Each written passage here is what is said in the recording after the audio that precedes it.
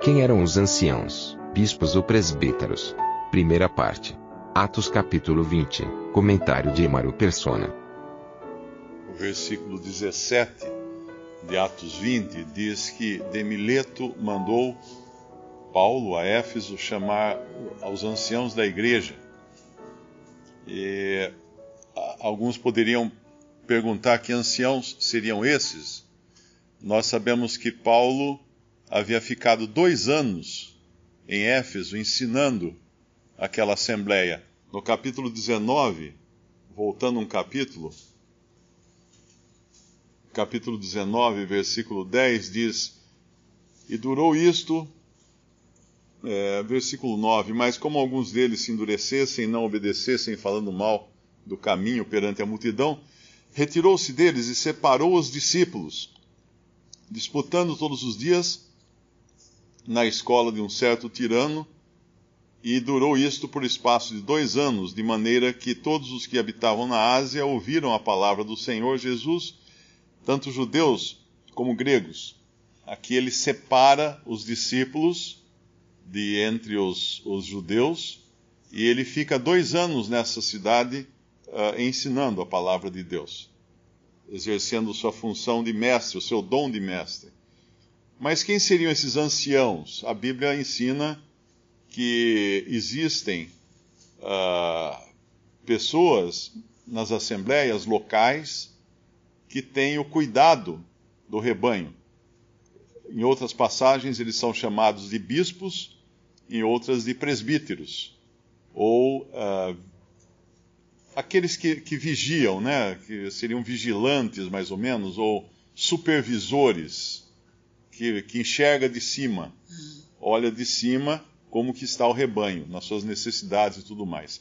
A cristandade bagunçou bastante essas coisas, porque hoje falam em bispo como o responsável por uma determinada região da Igreja Católica ou de igrejas protestantes, e às vezes como até o dono de uma igreja, de uma denominação. Mas o bispo era um ancião ou o presbítero, são equivalentes, que atuava localmente. Ele não tinha uma atuação geral. Ele atuava localmente.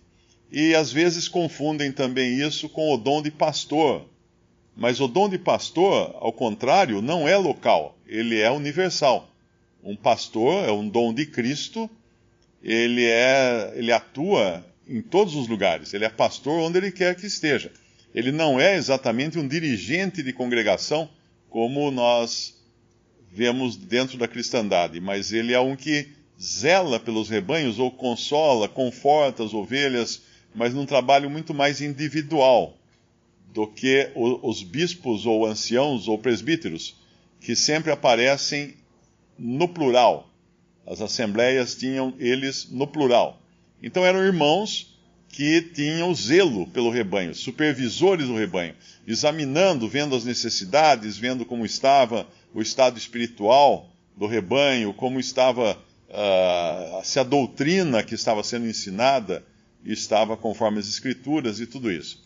Nos tempos apostólicos, nós encontramos que a seleção ou a escolha ou o apontamento desses homens era feito pelos apóstolos ou pelos seus prepostos, aqueles que os apóstolos indicavam para fazer isso.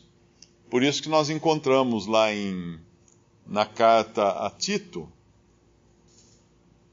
capítulo 1, versículo 5, Paulo diz a Tito: Por esta causa te deixei em Creta, para que pusesses em boa ordem as coisas que ainda restam, e de cidade em cidade estabelecesses presbíteros, ou anciãos, ou bispos, como já te mandei.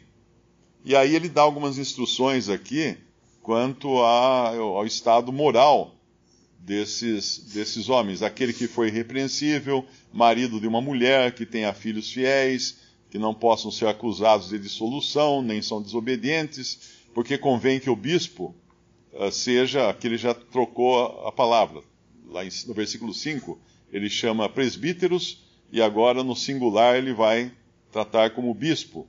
Seja irrepreensível como despenseiro da casa de Deus, não soberbo, nem iracundo, nem dado ao vinho, nem espancador, nem cobiçoso de torpe ganância, mas dado à hospitalidade, amigo do bem, moderado, justo, santo, temperante, retendo firme a fiel palavra que é conforme a doutrina, para que seja poderoso tanto para admoestar com a sã doutrina, como para convencer os contradizentes.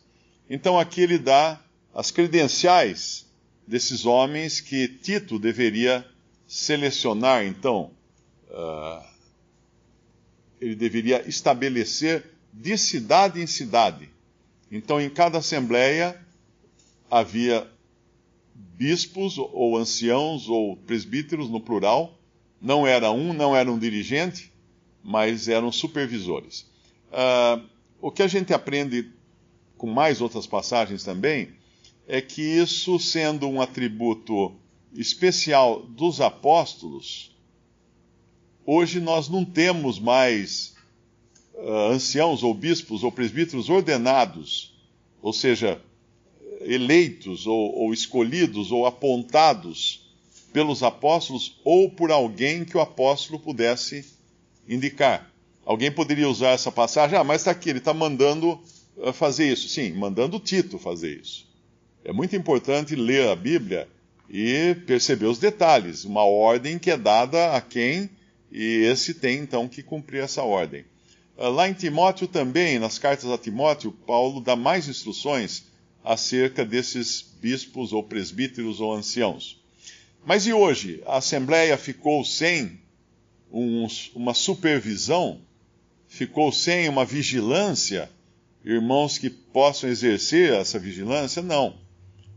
Não, de maneira alguma. Porque nós encontramos que havia 2 critérios para a eleição ou apontamento desses bispos ou anciãos ou presbíteros. E um é esse que é dado aqui a Tito, como sendo uma indicação direta dos apóstolos para um preposto do apóstolo, e a outra é justamente no capítulo que nós estamos lendo, de Atos 20.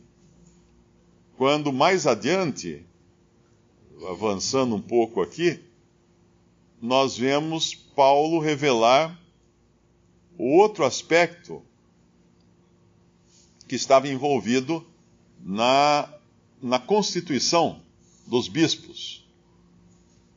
Quando ele fala assim no versículo 28, a esses anciãos de Éfeso: olhai, pois, por vós e por todo o rebanho, sobre que o Espírito Santo vos constituiu bispos, para apacentardes a igreja de Deus, que ele resgatou com seu próprio sangue, ou com o sangue que lhe é próprio, o sangue que é de sua propriedade. Então aqui nós vemos que o Espírito Santo fazia parte da equação aí. Não era apenas Tito ou Paulo que indicariam, mas era o Espírito Santo que também levantaria ou constituiria esses bispos ou anciãos. Visite Respondi.com.br. Visite também 3minutos.net.